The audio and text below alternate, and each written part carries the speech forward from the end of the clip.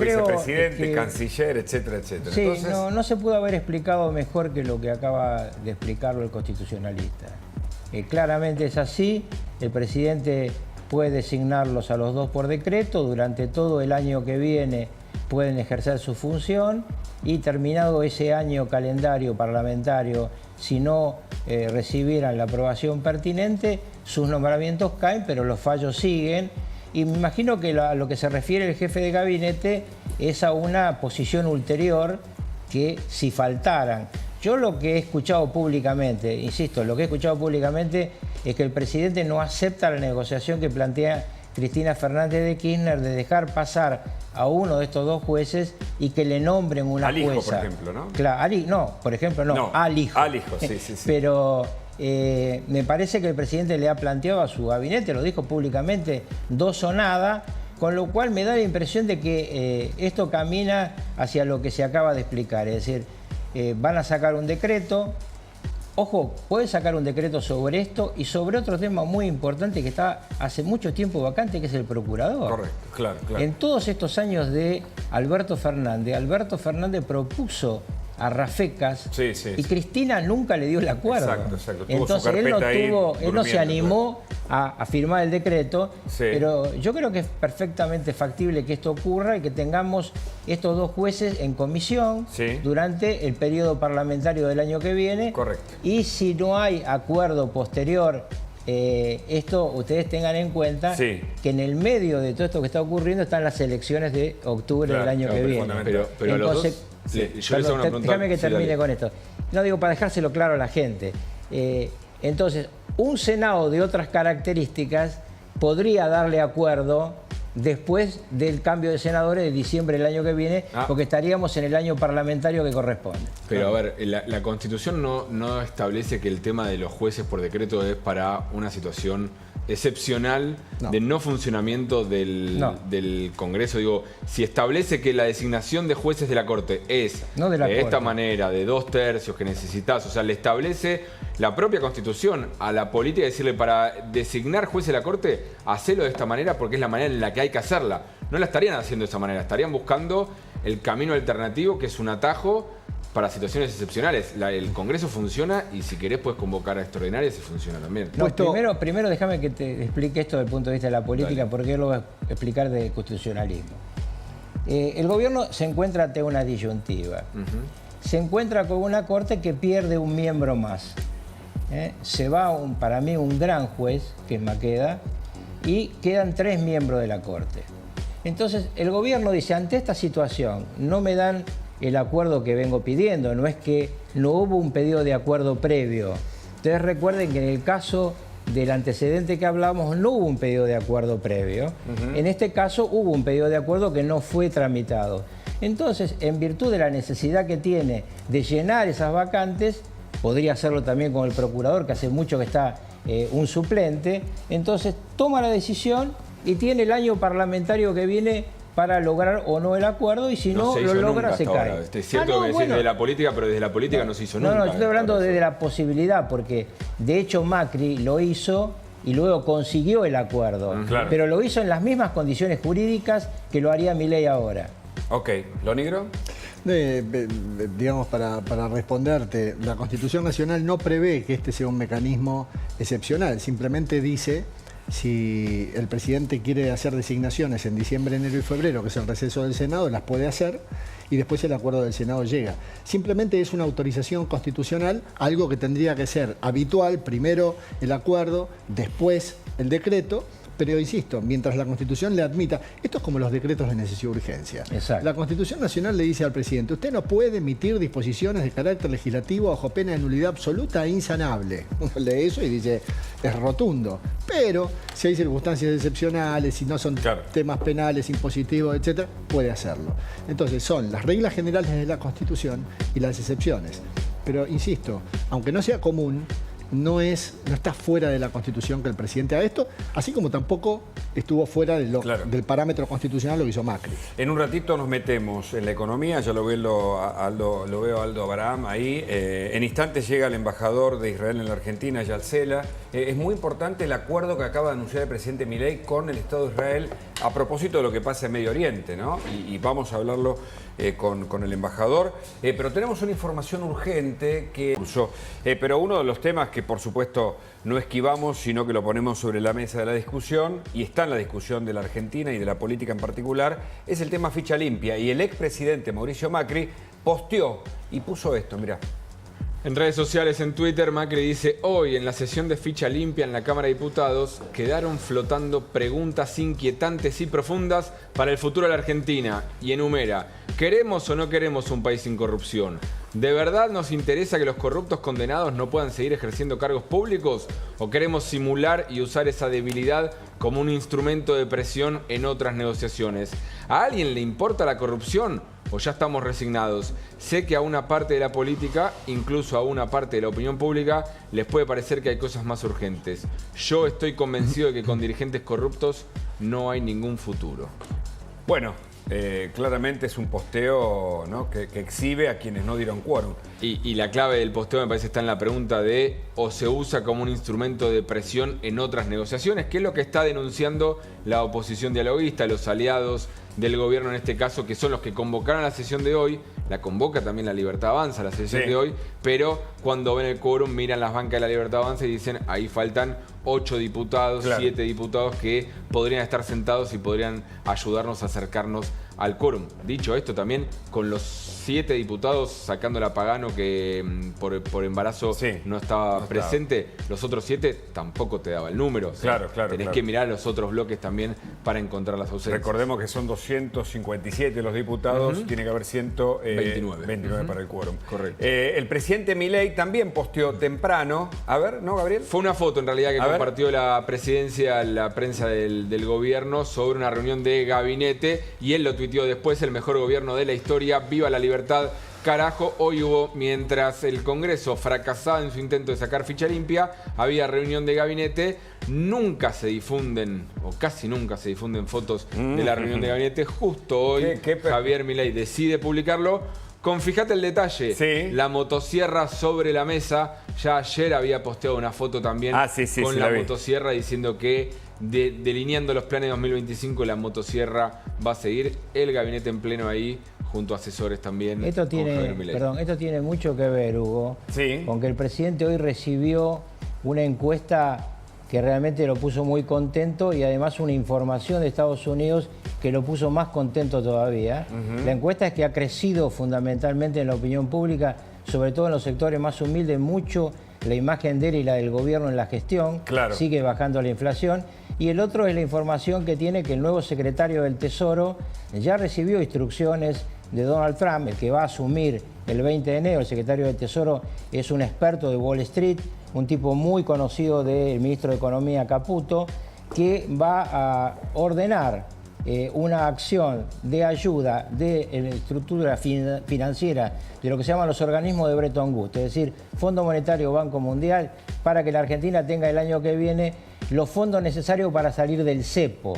Y esto hace que tengamos la posibilidad de vislumbrar no solamente una inflación abajo del 2% mensual el año que viene, seguramente con una inflación anual abajo del 40%, y un siguiente año con una inflación anual cercana al 5 o 6%, sino que lo que esperamos ver es un crecimiento de la inversión. ¿Por qué? Porque el cepo es el verdadero problema más grave que dejó el kirchnerismo. No solamente la hiperrecesión, no solamente la hiperinflación, no solamente la corrupción, el cepo.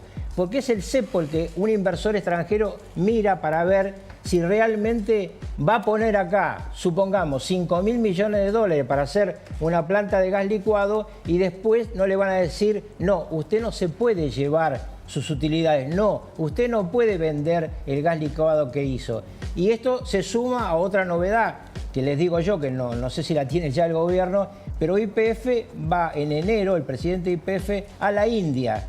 Y ahí se firmaría un acuerdo de aprovisionamiento de gas de Argentina a India. Si se firma este acuerdo entre YPF y socios privados con la India, la Argentina el año que viene se convertiría en exportador neto de gas. ¿Cómo lo haría? Con plantas de gas licuado móviles.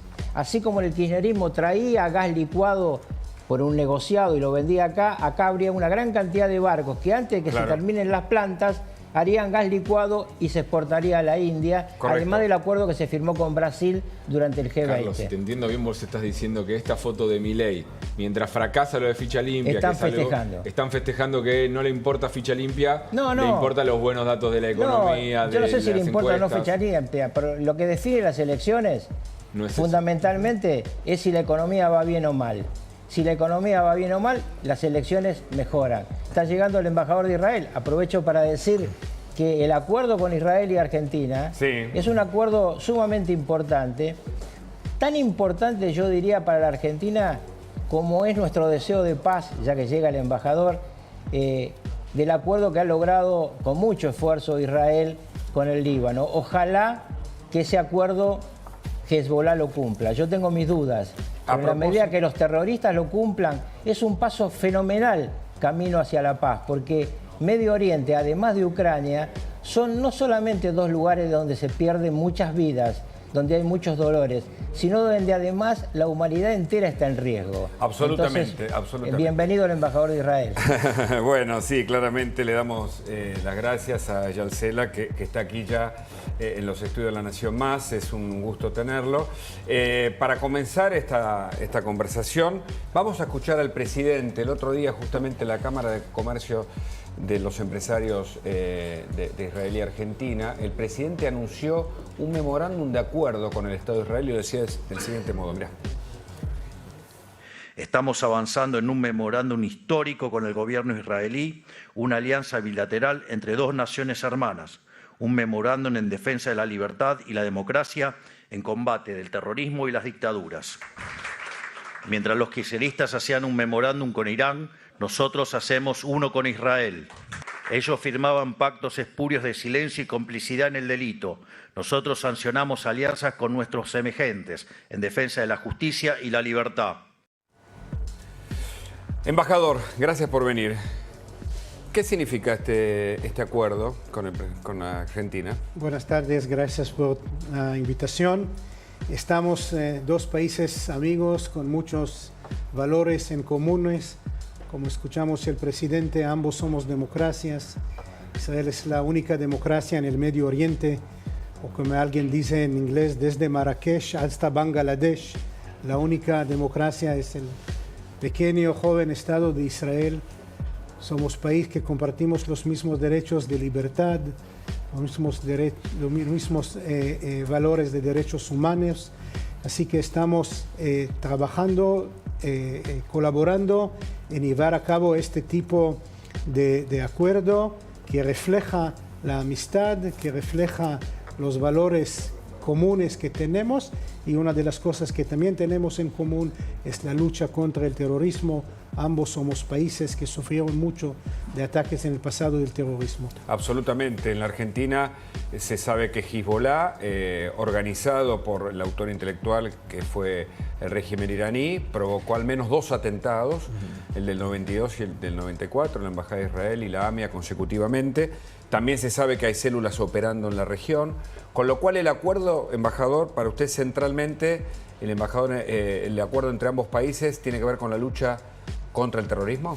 Esos son los dos componentes, la lucha contra el terrorismo y además de cooperación en enfezar los valores que tenemos conjuntos, los valores de las democracias, de la libertad. Estamos también intentando de llevar algunas más cooperaciones en temas económicos. Hay mucho interés de parte de empresas israelíes, de parte de algunos inversores israelíes, de tener más comercio, de tener más fábricas en Argentina, de generar más trabajo.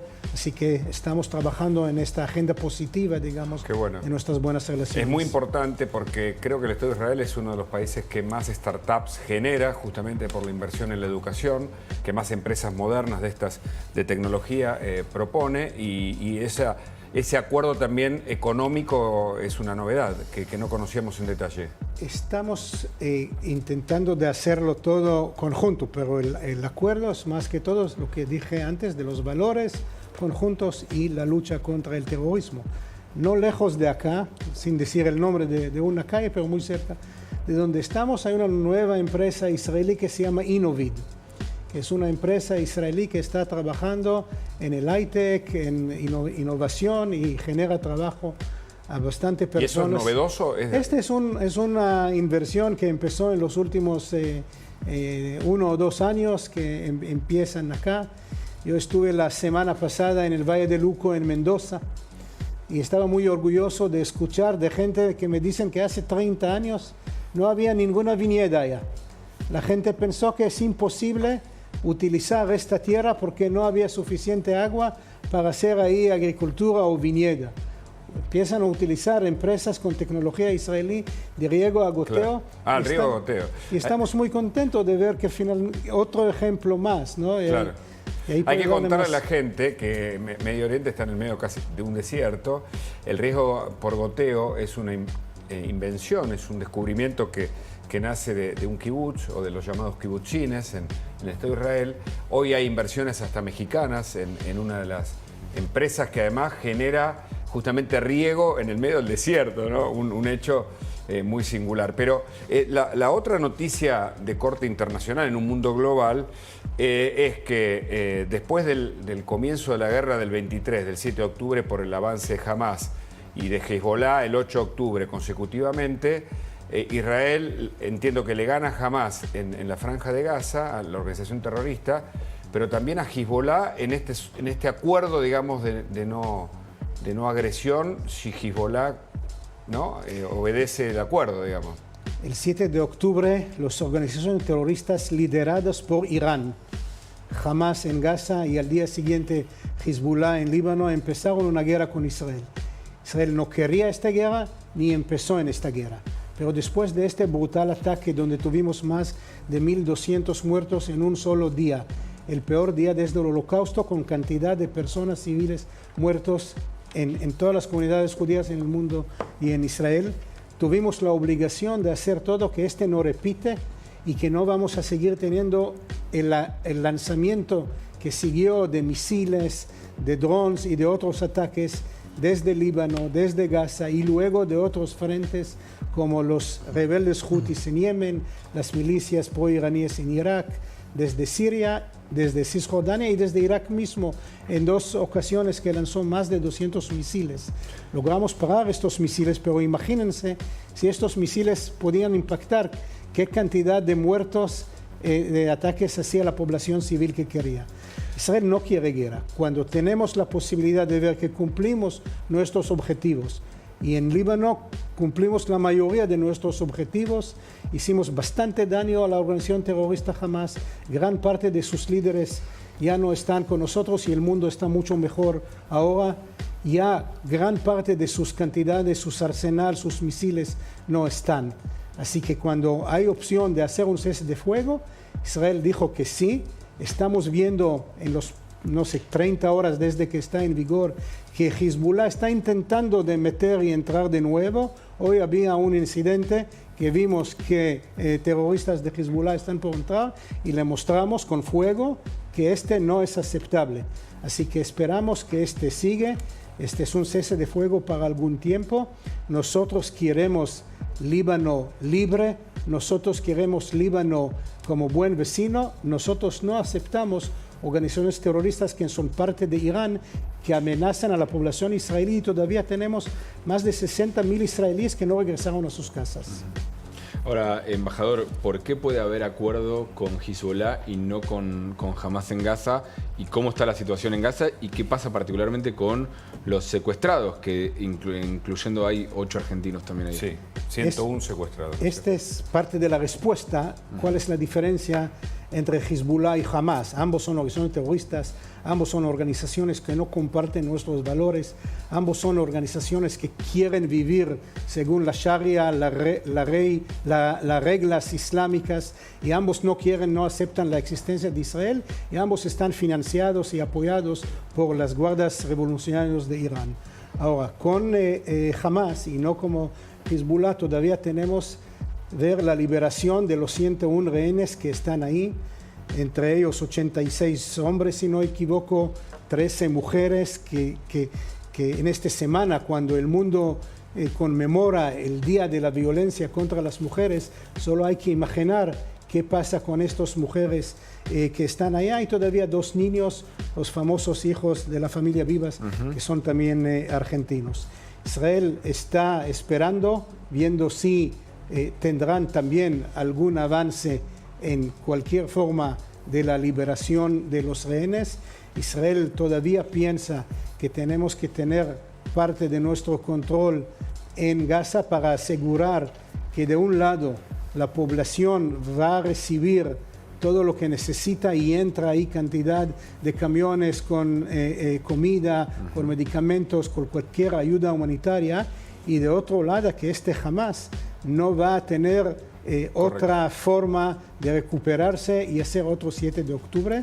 La geografía es diferente, la cercanía desde Gaza es un tema un poco más diferente que requiere una solución un poco diferente. Correcto. Y nosotros que teníamos un memorándum de acuerdo con Irán, un hecho que está en la justicia en este momento, porque es un encubrimiento, en definitiva, con quienes afectaron a la comunidad argentina con los atentados, y con Hezbollah, que está diseminado en la región, y con le quiero dar la palabra para que lo explique, con una posibilidad, Félix, del juicio en ausencia, que es un proyecto que va a ser tratado también próximamente, o que debería ser tratado, y que posibilita ese juicio juzgar a los autores intelectuales de los atentados, sobre todo el de la AMIA, que son iraníes y que ya están identificados, ¿no? ¿Qué significa el juicio en ausencia? Si puede ser breve, así le preguntamos al embajador de la valoración. Sí, es la posibilidad de someter a proceso a personas a las que no se puede hacer comparecer justamente por no estar presentes. Ahí lo que se discute muchas veces es el derecho de defensa que tienen aquellos que no pueden comparecer, pero a veces en circunstancias como estas no hay otra posibilidad, porque se trata justamente de terroristas que desaparecen y se dispersan por el mundo. Pero en materia de derecho internacional, ¿es un avance para la Argentina justamente cuando los iraníes no se presentan y responden a ningún tipo de autoridad del mundo? Sin ir a los detalles técnicos de lo que significa en algunos casos pensar que puede estar violándose el derecho de defensa en juicio, yo entiendo que es un avance desde el punto de vista de la lucha contra el terrorismo, es un avance. Correcto. Si se limita exclusivamente a eso, me parece que puede ser algo apropiado. Y quiero hacer una aclaración, Hugo. El memorándum, recién el presidente decía, hemos firmado un memorándum, o vamos a hacerlo con Israel, pero así, del mismo modo que Cristina lo hizo con Irán. Son cosas distintas, porque en este caso es un acuerdo de cooperación internacional, mientras que en el otro caso es un acto de intromisión en una causa judicial que fue declarada inconstitucional. El presidente lo dijo como, bueno, hizo un acuerdo de ella, hacemos una... No. Son cosas totalmente diferentes, porque ahí de lo que se trataba era de meterse en una causa en trámite, y la Constitución Nacional le prohíbe al presidente... Por eso hay un delito, y por eso hay un juicio que en algún momento se va a llevar adelante. Absolutamente. ¿No? En el caso del encubrimiento, a través del memorándum, llamado memorándum de acuerdo con Irán. El juicio en ausencia, embajador, que la Argentina puede tener justamente para juzgar a los autores intelectuales del atentado a la AMIA, ¿es un progreso desde su visión? Hay varios países que tienen esta medida legal. En Israel no, pero sabemos que, por ejemplo, Francia, que hace poco tenía los atentados de aquellos del ISIS, que es el mismo terror. ISIS, Hamas, Hezbollah, todos lamentablemente quieren matar inocentes. Y Bulgaria, que también tenía un atentado de mismo Hezbollah hace más o menos 10 años en una de las ciudades costeras que están ahí, sí empezaron y llevaron a cabo y avanzaron con esta herramienta. O sea, yo sé que cada país ve según su constitución o sus reglas cómo adaptar esta medida. Ahora, hablando de juicios, embajador, también le quería preguntar por el tema de la Corte Penal Internacional, que decidió avanzar contra Netanyahu. ¿Cómo está viendo Israel ese movimiento que están teniendo? Bueno, lamentablemente la Corte Penal Internacional se hizo muy política, es inclusive una herramienta que premia a aquellos terroristas, no tiene la jurisdicción, como Israel no está miembro de esta organización. Israel es un país que paralelamente, diariamente, tenemos las investigaciones internas de nuestro propio país Somos país democrático, es la única vez que están contra líderes de algún país democrático. Comprendo que ayer nosotros apelamos sobre este tema. Habían algunos países como Francia, por ejemplo, ayer que ya está diciendo algunos mensajes diferentes. Y aprovecho esta oportunidad para agradecer nuevamente al presidente Milei y su gobierno que claramente estaban en contra de esta acusación falsa. Es fundamental, lo que usted nos cuenta, embajador. Me imagino que esta situación es favorable para ambos estados que ahora tienen un acuerdo casi formal. Está firmándose este memorándum de acuerdo justamente por la paz, por la democracia y en contra del terrorismo organizado. Gracias por su visita. Muchas gracias, buenas tardes.